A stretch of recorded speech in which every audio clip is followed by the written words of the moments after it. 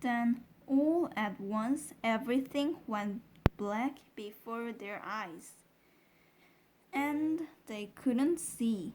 At the same time, a funny feeling came over them all, and they heard a great wind blowing in their ears.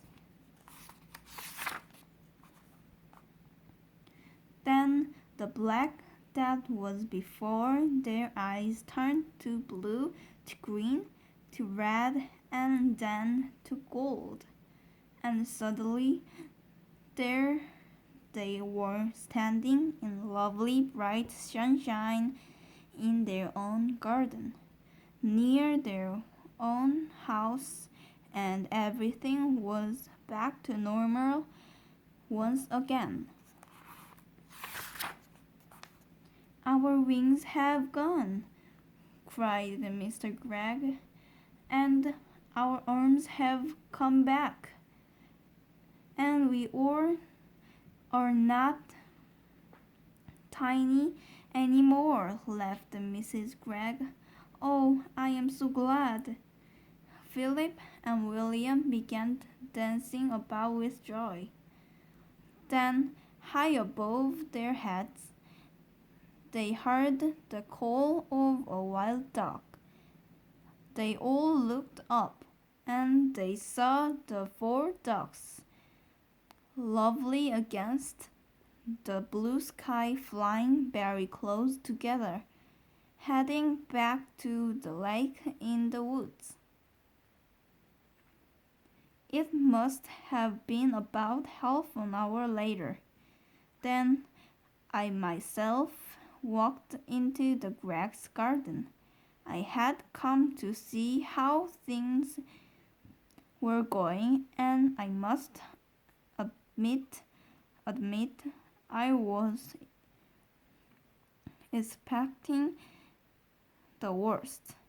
At the gate I stopped and stared. It was a queer sight. In one corner, Mr. Gregg was smashing all three guns into tiny pieces with a huge hammer. In another corner, Mrs. Gregg was planting beautiful flowers upon 16 tiny mounds of soil, which I learned later were the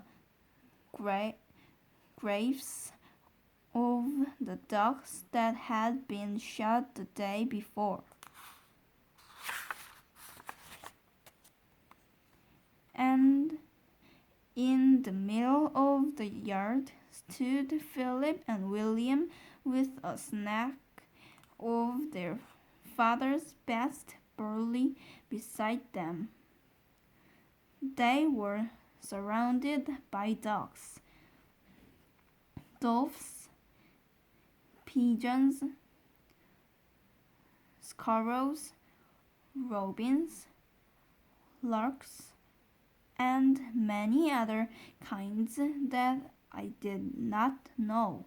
And the birds were eating the barley that the boys were scattering by the handful.